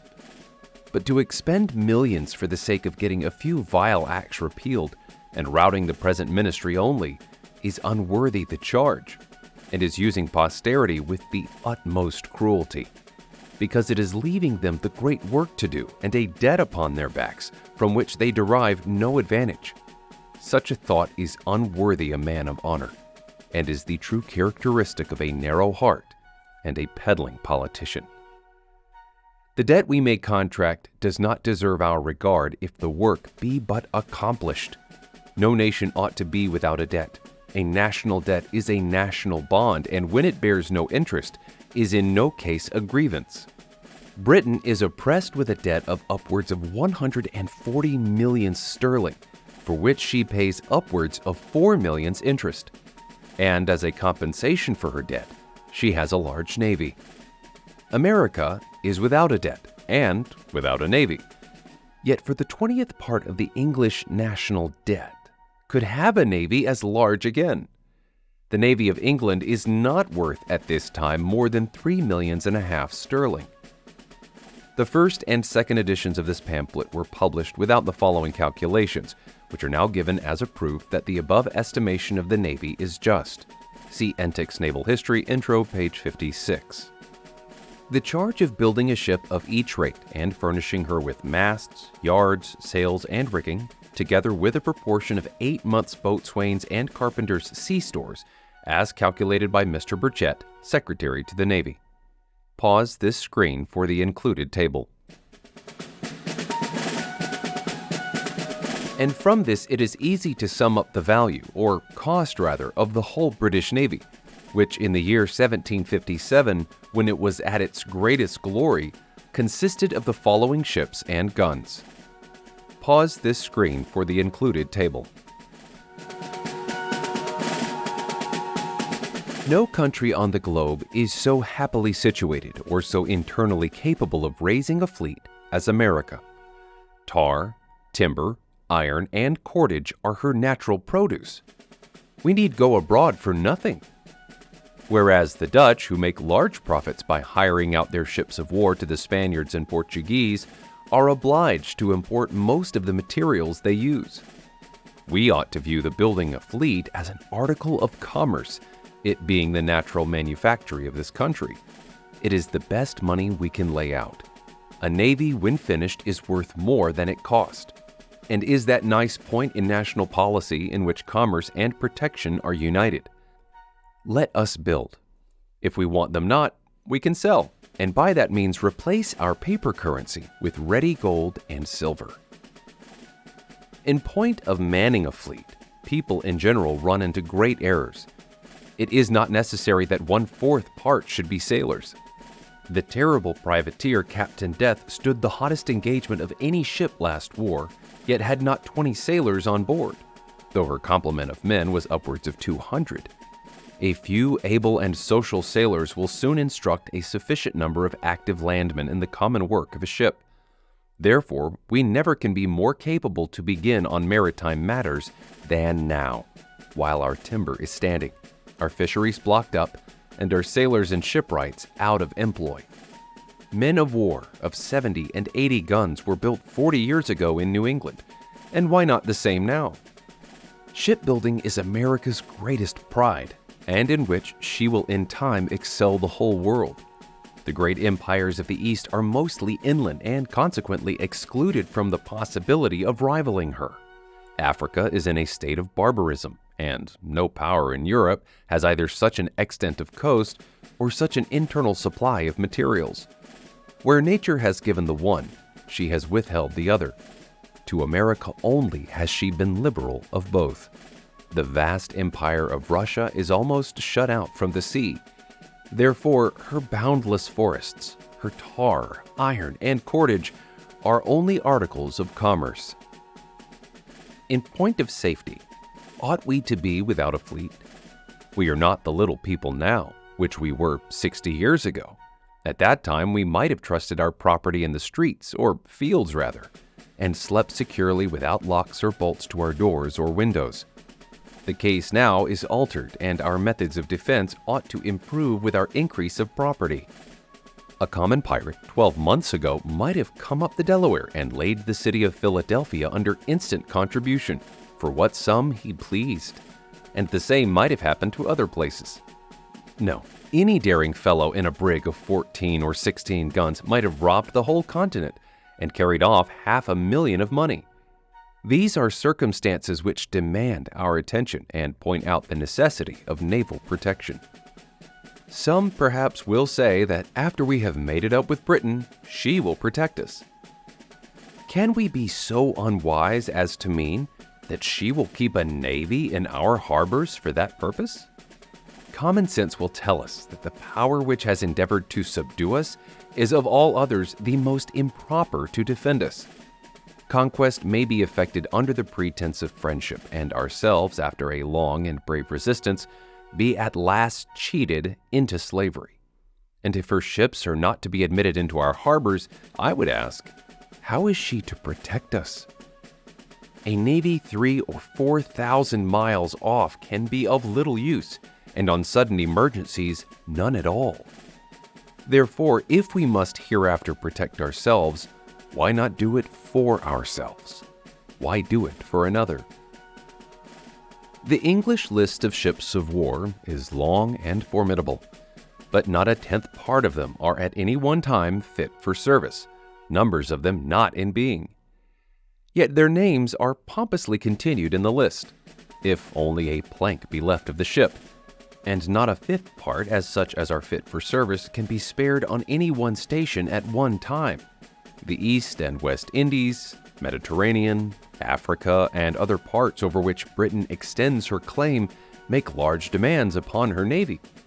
From a mixture of prejudice and inattention, we have contracted a false notion respecting the navy of England, and have talked as if we should have the whole of it to encounter at once, and for that reason supposed that we must have one as large, which not being instantly practicable have been made use of by a set of disguised Tories to discourage our beginning thereon. Nothing can be farther from truth than this, for if America had only a 20th part of the naval force of Britain, she would be by far an overmatch for her, because as we neither have nor claim any foreign dominion, our whole force would be employed on our own coast, where we should in the long run have 2 to 1 the advantage of those who had 3,000 or 4,000 miles to sail over before they could attack us, and the same distance to return in order to refit and recruit. And although Britain by her fleet has a check over our trade to Europe, we have as large a one over her trade to the West Indies, which, by laying in the neighborhood of the continent, is entirely at its mercy. Some method might be fallen on to keep up a naval force in time of peace, if we should not judge it necessary to support a constant navy. If premiums were to be given to merchants to build and employ in their service ships mounted with 20, 30, 40, or 50 guns, the premiums to be in proportion to the loss of bulk to the merchants, 50 or 60 of those ships, with a few guard ships on constant duty, would keep up a sufficient navy, and that without burdening ourselves with the evil so loudly complained of in England of suffering their fleet in time of peace to lie rotting in the docks. To unite the sinews of commerce and defense is sound policy, For when our strength and our riches play into each other's hand, we need fear no external enemy. In almost every article of defense we abound. Hemp flourishes even to rankness so that we need not want cordage. Our iron is superior to that of other countries. Our small arms equal to any in the world. Cannon we can cast at pleasure. Saltpeter and gunpowder we are every day producing. Our knowledge is hourly improving. Resolution is our inherent character, and courage has never yet forsaken us. Therefore, what is it that we want? Why is it that we hesitate? From Britain we can expect nothing but ruin. If she is once admitted to the government of America again, this continent will not be worth living in. Jealousies will always be arising. Insurrections will be constantly happening. And who will go forth to quell them? Who will venture his life to reduce his own countrymen to a foreign obedience?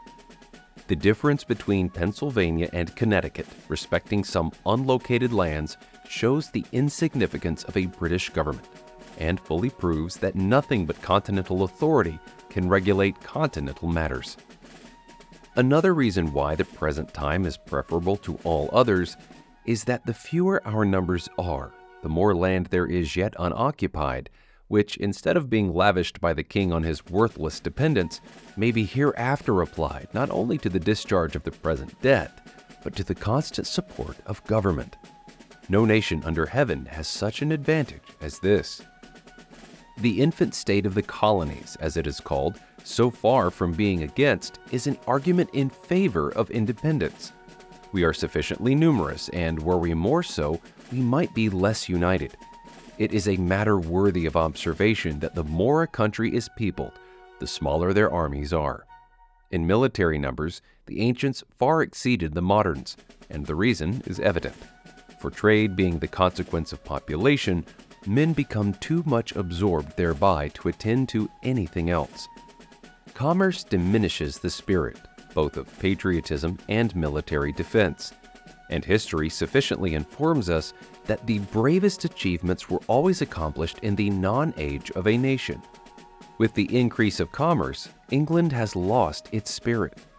The city of London, notwithstanding its numbers, submits to continued insults with the patience of a coward. The more men have to lose, the less willing are they to venture. The rich are in general slaves to fear, and submit to courtly power with the trembling duplicity of a spaniel. Youth is the seed time of good habits, as well in nations as in individuals. It might be difficult, if not impossible, to form the continent into one government half a century hence. The vast variety of interests occasioned by an increase of trade and population would create confusion. Colony would be against colony. Each being able might scorn each other's assistance, and while the proud and foolish gloried in their little distinctions, the wise would lament that the union had not been formed before. Therefore, the present time is the true time for establishing it. The intimacy which is contracted in infancy and the friendship which is formed in misfortune are, of all others, the most lasting and unalterable. Our present union is marked with both these characters. We are young and we have been distressed, but our concord has withstood our troubles and fixes a memorable area for posterity to glory in. The present time, likewise, is that peculiar time which never happens to a nation but once, such as the time of forming itself into a government. Most nations have let slip the opportunity, and by that means have been compelled to receive laws from their conquerors, instead of making laws for themselves. First, they had a king, and then a form of government, whereas the articles or charter of government should be formed first, and men delegated to execute them afterward. But from the errors of other nations, let us learn wisdom, and lay hold of the present opportunity, to begin government at the right end. When William the Conqueror subdued England, he gave them law at the point of a sword, and until we consent that the seat of government in America be legally and authoritatively occupied, we will be in danger of having it filled by some fortunate ruffian who may treat us in the same manner, and then where will be our freedom? Where our property? As to religion, I hold it to be the indispensable duty of all government to protect all conscientious professors thereof, and I know of no other business which government has to do therewith. Let a man throw aside that narrowness of soul, that selfishness of principle, which the lazy of all professions are so unwilling to part with, and he will be at once delivered of his fears on that head. Suspicion is the companion of mean souls and the bane of all good society. For myself, I fully and conscientiously believe that it is the will of the Almighty that there should be diversity of religious opinions among us. It affords a larger field for our Christian kindness. Were we all of one way of thinking, our religious dispositions would want matter for probation. And on this liberal principle, I look on the various denominations among us to be like children of the same family, differing only in what is called their Christian names. In page 40, I threw out a few thoughts on the propriety of a continental charter, for I only presume to offer hints, not plans, and in this place I take the liberty of re-mentioning this subject by observing that a charter is to be understood as a bond of solemn obligation which the whole enters into, to support the right of every separate part, whether of religion, personal freedom, or property. A firm bargain and a right reckoning make long friends. In a former page, I likewise mentioned the necessity of a large and equal representation, and there is no political matter which more deserves our attention. A small number of electors or a small number of representatives are equally dangerous. But if the number of the representatives be not only small but unequal, the danger is increased. As an instance of this, I mention the following. When the Associators' petition was before the House of Assembly of Pennsylvania, 28 members only were present. All the Bucks County members, being 8, voted against it, and had 7 of the Chester members done the same, this whole province had been governed by 2 counties only, and this danger it is always exposed to. The unwarrantable stretch likewise which that House made in their last sitting to gain an undue authority over the delegates of that province ought to warn the people at large how they trust power out of their own hands. A set of instructions for the delegates were put together, which in point of sense and business would have dishonored a schoolboy, and after being approved by a very few without doors, were carried into the House and there passed in behalf of the whole colony. Whereas, did the whole colony know with what ill will that House has entered on some necessary public measures, they would not hesitate a moment to think them unworthy of such a trust. Immediate necessity makes many things convenient, which, if continued, would grow into oppressions. Expedience and right are different things. When the calamities of America required a consultation, there was no method so ready or at that time so proper as to appoint persons from the several houses of assembly for that purpose, and the wisdom with which they have proceeded has preserved this continent from ruin. But as it is more than probable that we will never be without a Congress, every well-wisher to good order must own that the mode for choosing members of that body deserves consideration. And I put it as a question to those who make a study of mankind, whether representation and election is not too great a power for one and the same body of men to possess. When we are planning for posterity, we ought to remember that virtue is not hereditary. It is from our enemies that we often gain excellent maxims, and are frequently surprised into reason by their mistakes. Mr. Cornwall, one of the Lords of the Treasury, treated the petition of the New York Assembly with contempt, because that House, he said, consisted but of 26 members, which trifling number, he argued, could not with decency be put for the whole. We thank him for his involuntary honesty. Those who would fully understand of what great consequence a large and equal representation is to a state should read Berg's Political Disquisitions. To conclude, however strange it may appear to some, or however unwilling they may be to think so, matters not.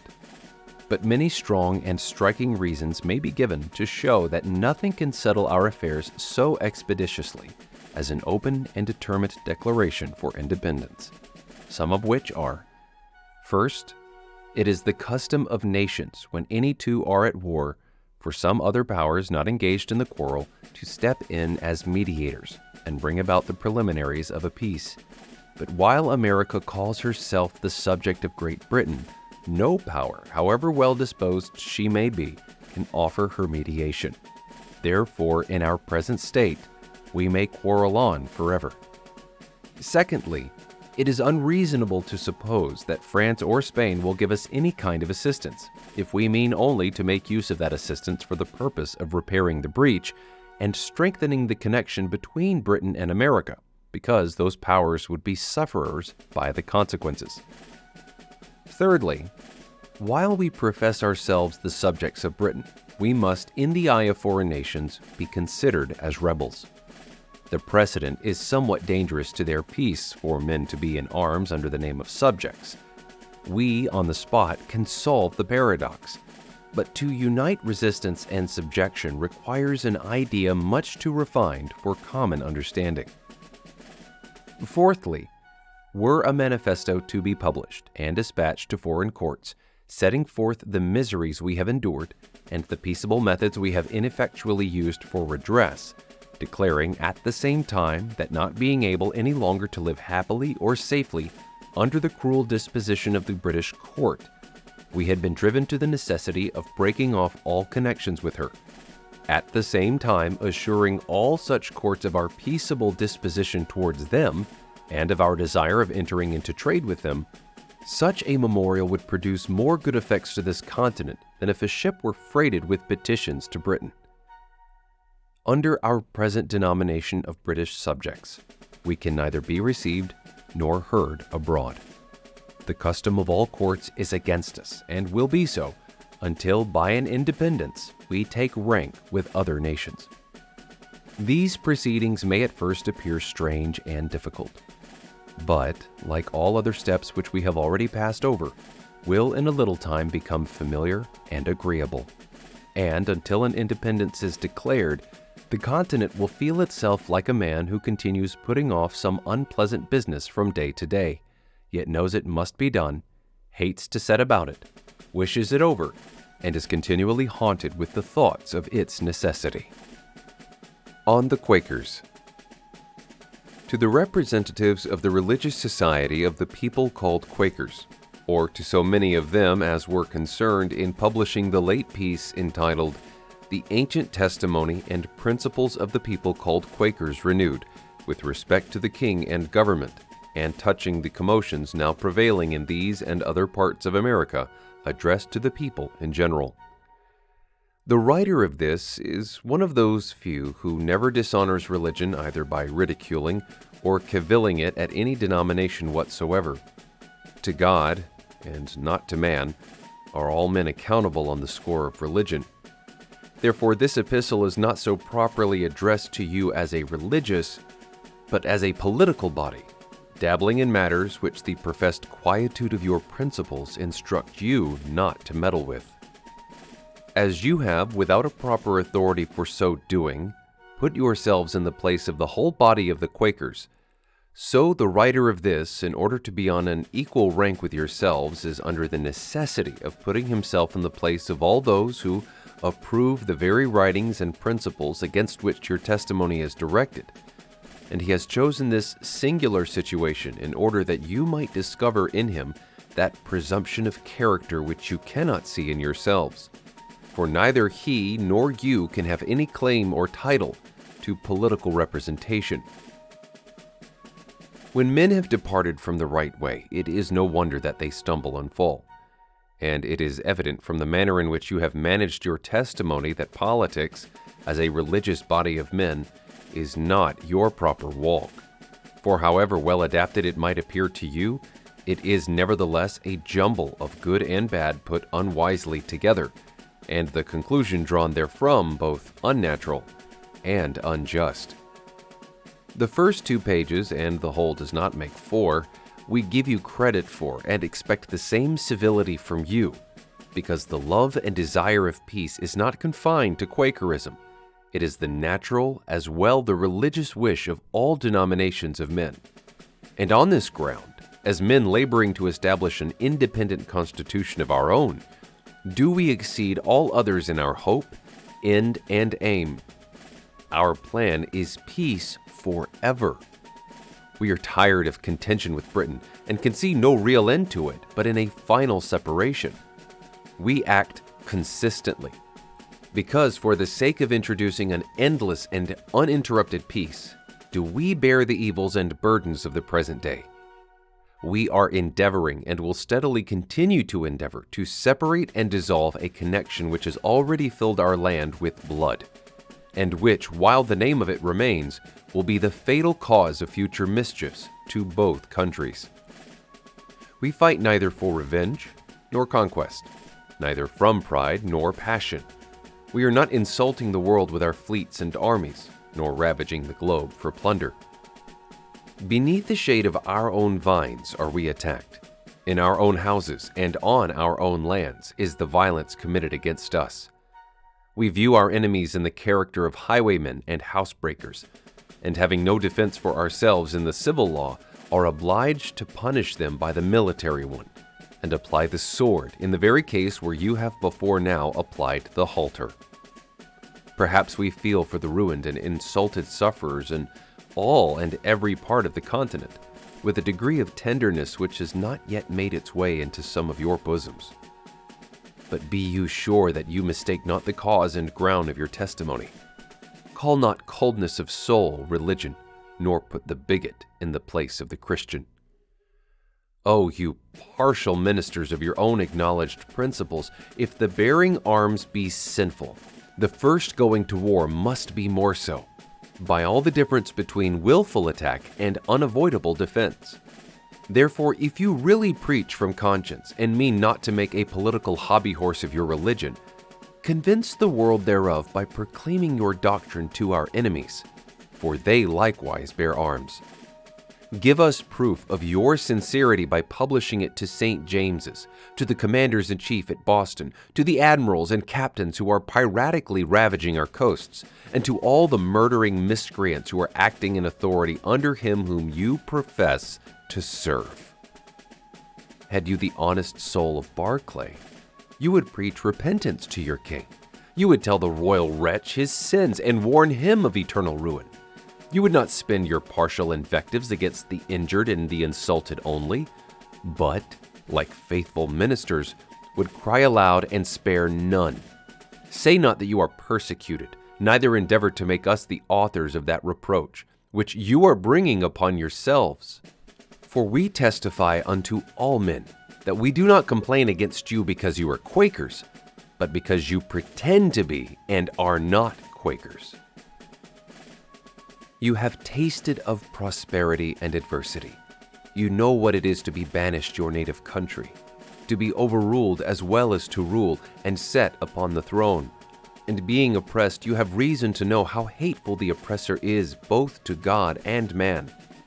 If, after all these warnings and advertisements, you do not turn unto the Lord with all your heart, but forget him who remembered you in your distress, and give up yourself to follow lust and vanity, surely great will be your condemnation, against which snare as well as the temptation of those who may or do feed you, and prompt you to evil. The most excellent and prevalent remedy will be to apply yourself to that light of Christ which shines in your conscience, and which neither can nor will flatter you, nor suffer you to be at ease in your sins. Barclay's address to Charles II. Alas! It seems by the particular tendency of some part of your testimony and other parts of your conduct as if all sin was reduced to and comprehended in the act of bearing arms, and that by the people only. You appear to us to have mistaken party for conscience, because the general tenor of your actions wants uniformity. And it is exceedingly difficult to us to give credit to many of your pretended scruples, because we see them made by the same men who, in the very instant that they are exclaiming against the mammon of this world, are nevertheless hunting after it with a step as steady as time, and an appetite as keen as death. The quotation which you have made from Proverbs in the 3rd page of your testimony, that when a man's ways please the Lord, he makes even his enemies to be at peace with him, is very unwisely chosen on your part, because it amounts to a proof that the king's ways whom you are desirous of supporting do not please the Lord. Otherwise, his reign would be in peace. I now proceed to the latter part of your testimony, and that for which all the foregoing seems only an introduction. It has ever been our judgment and principle, since we were called to profess the light of Christ Jesus, manifested in our consciences unto this day, that the setting up and putting down kings and governments is God's peculiar prerogative, for causes best known to himself, and that it is not our business to have any hand or contrivance therein, nor to be busy bodies above our station, much less to plot and contrive the ruin or overturn of any of them, but to pray for the king and safety of our nation and good of all men, that we may live a peaceable and quiet life in all godliness and honesty, under the government which God is pleased to set over us. If these are really your principles, why do you not abide by them? Why do you not leave that which you call God's work to be managed by himself? These very principles instruct you to wait with patience and humility for the event of all public measures and to receive that event as the divine will towards you.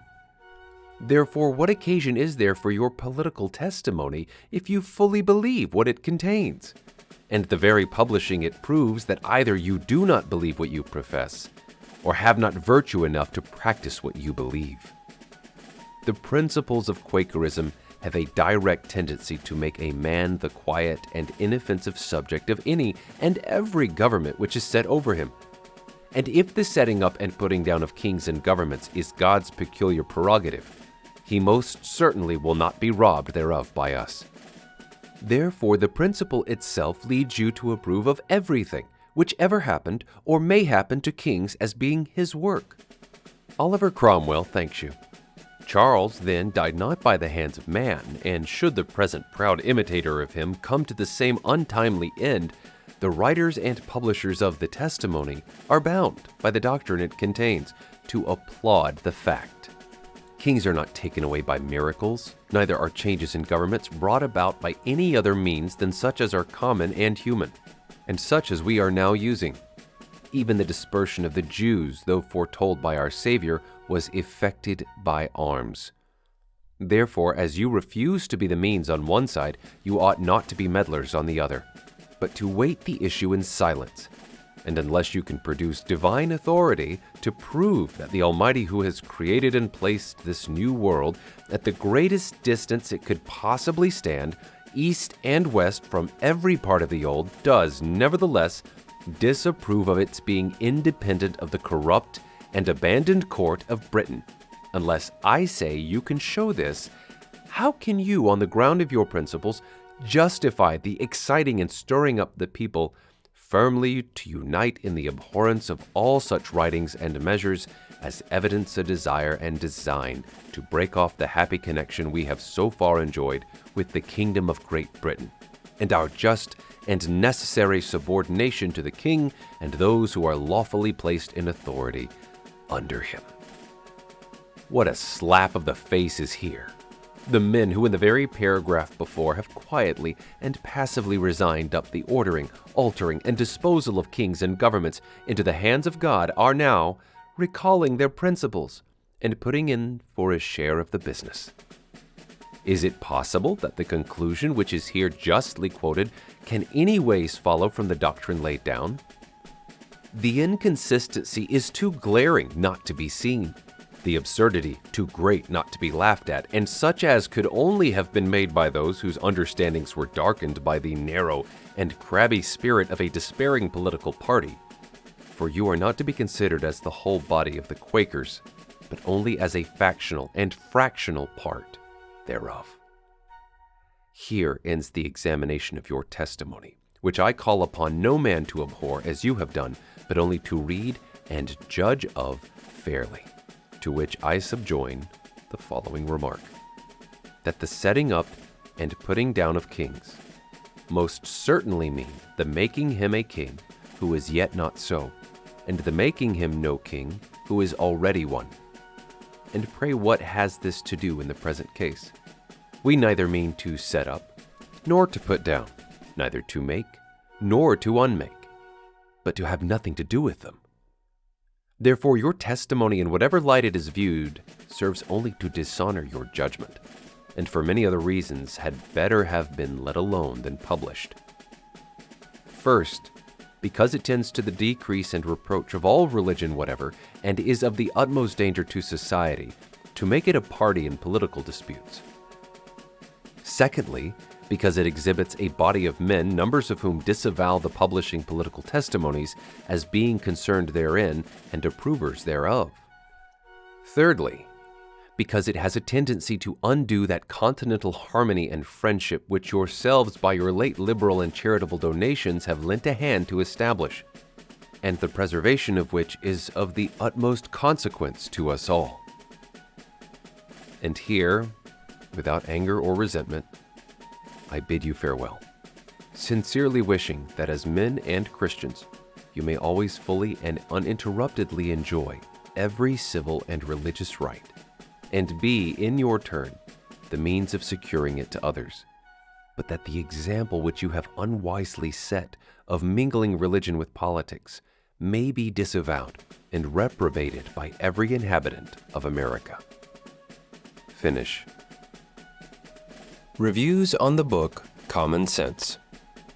No writer has exceeded Paine in ease and familiarity of style, in perspicuity of expression, happiness of elucidation, and in simple and unassuming language.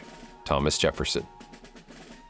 A pamphlet called Common Sense makes a great noise, one of the vilest things that ever was published to the world, full of false representations, lies, calumny, and treason, whose principles are to subvert all kingly governments and erect an independent republic. Nicholas Creswell. I dreaded the effect so popular a pamphlet might have among the people, and determined to do all in my power to counteract the effect of it. John Adams. Its effects were sudden and extensive upon the American mind. It was read by public men, Dr. Benjamin Rush. Have you read the pamphlet Common Sense? I never saw such a masterful performance. In short, I own myself convinced by the arguments of the necessity of separation. General Charles Lee.